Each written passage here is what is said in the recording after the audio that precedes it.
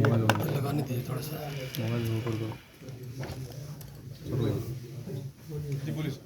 जी sir बताएं। पिछले कुछ महीनों से पूर्णिया जिला में मादक पदार्थों के विरुद्ध एक अभियान चल रहा है और इसी के तहत भारी मात्रा में स्मैक और जो ब्राउन शुगर है उसको जब्त भी किया गया है। कई लोगों को गिरफ्तार भी किया गया, उनको जेल में भेजा गया है। इसी क्रम में जो हम लोगों को जानकारी प्राप्त हुई थी उसमें जो स्मैक के दो मेजर जो अभी इसका कार्य कर रहे थे, चंदन मेहता और रुपेश मेहता, इनका पूर्व में भी कई केसों में नाम आया था और ये भागे फिर रहे थे। इसमें एक टीम बनाई गई थी इनकी गिरफ्तारी के लिए और चंपानगर SHO के द्वारा इसमें पहल करते हुए इनकी गिरफ्तारी की गई है। साथ ही इनके पास से 104.78 ग्राम स्मैक भी बरामद किया गया है। इसमें एक नया केस भी दर्ज हुआ है और पूर्व केसेस में भी ये वांटेड थे। इनको गिरफ्तार करके जेल भेजा जा रहा है। ये पहले भी जो कई जो सप्लाई हुए हैं उसमें भी नामित रहे हैं। ये दूसरा मामला है इसमें कि जो कुछ दिन पहले सरसी थाना क्षेत्र में एक वीडियो वायरल हुआ था जिसमें देसी हथियार के द्वारा केक काटा जा रहा था। उसी में एक टीम गठन की गई थी SDPO बनवंकी के नेतृत्व में और इनके द्वारा दो व्यक्ति गिरफ्तारी की गई, मोहम्मद शमीम और भरत कुमार। और इन लोगों के पास से जिस हथियार का इस्तेमाल उसमें किया गया है वीडियो में, वो भी बरामद किया गया है। इसमें एक देसी कट्टा, एक देसी रिवॉल्वर, एक कारतूस बरामद किया गया है। इसके अलावा जो उस वीडियो में थे उनकी भी हम लोग छानबीन कर रहे हैं और ये हथियार कहाँ से लाए गए हैं इस पर भी हमारी नज़र है और जल्द ही हम लोग इस पर जो सोर्स है उस पर भी जाएंगे। तो कितने अपराधी? इसमें अभी फिलहाल 2 की गिरफ्तारी हुई है जिनके पास से रिकवरी हुई है। पहले भी सर उसमें कोई आपराधिक पृष्ठभूमि इसका नहीं, इसमें बताया जा रहा है कि उन लोगों के जो संगठन, जो इन लोगों की जो संगति रही है वो अच्छी नहीं है उसमें, तो इन लोगों के साथ में जो रह रहे हैं उन पर भी हम लोग नज़र रख रहे हैं। इसमें हमारी मेन नज़र है कि हथियार का सप्लाई कहाँ से हो रहा था। ये रुपेश मेहता और चंदन मेहता वाले मामले में कोई सर इसका बैकअप कुछ मिला, इसका पूर्व का कोई इतिहास? जैसे मैंने बताया आपको कि ये कई केसेस में वांटेड चल रहे थे। पहले भी इनके द्वारा जो सप्लाई किया गया था, स्मैक बरामद किया गया था, उसमें ये वांटेड थे पहले से ही। संभवतः ये ऐसा पता चल रहा था हम लोगों को कि ये जिला छोड़े हुए थे, लेकिन फिर इनके बारे पता चला कि ये फिर से शुरू किए हैं और थाना अध्यक्ष के द्वारा उनको पकड़ा भी गया है इसमें और बरामद भी हुआ है।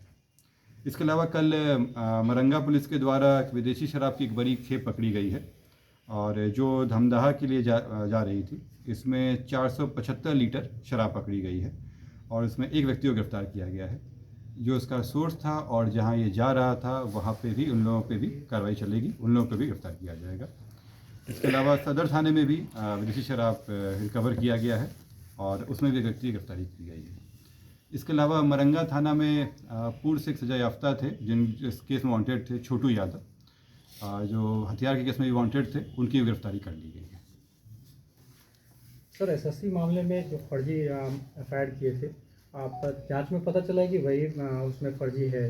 नहीं, FIR फर्जी नहीं था, व्यक्ति जो हम बोल रहे हैं व्यक्ति जो है, जी सर। हाँ, तो ये हम लोग SSC से ही पता करवा रहे हैं कि क्योंकि उनके द्वारा वो दिया गया था सेंटर पे और वहाँ के जो कुलपति हैं उनके द्वारा दिया गया है कि ये उससे नहीं सर। जी सर। इसमें कई चीज़ें ऐसी आई हैं जिसमें SSC का और TCS के लोगों का भी सहभागिता इसमें आ रहा है। इसमें इस संबंध में TCS के द्वारा भी हम लोग को सहयोग प्राप्त हुआ है, SSC भी सहयोग दे रही है हम लोगों को।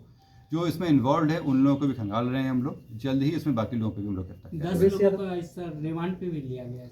इसमें सभी जितने भी लोग हैं सबसे पूछताछ चल रही है। इसमें जो उनके सर्वर का डेटा था उस पर भी खंगाला गया है। कई जानकारी हम लोग को मिली है इसमें कि किस तरह से ये कार्य किया जा रहा था।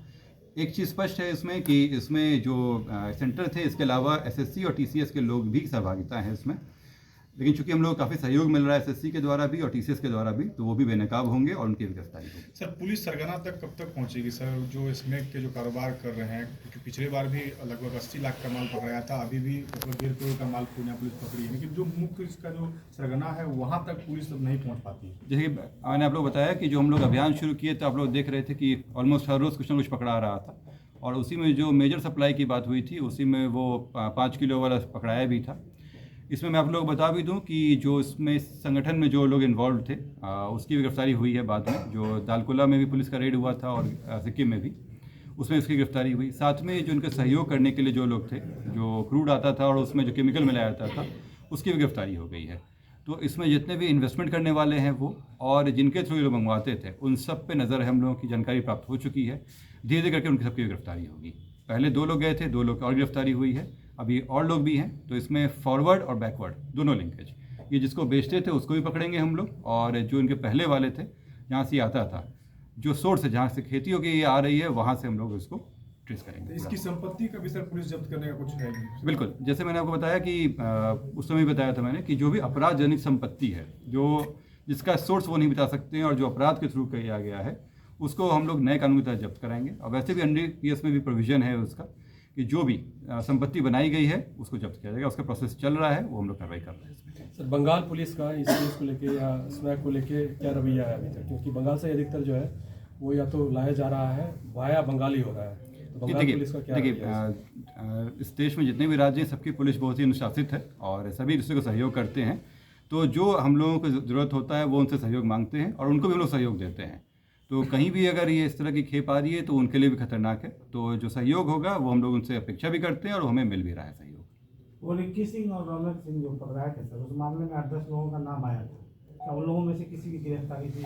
जैसे वो लोग बताए थे, मैंने आपको बताया कि उसके पहले के जो सोर्स जो उनके साथ में और लोग भी थे उनकी गिरफ्तारी हुई।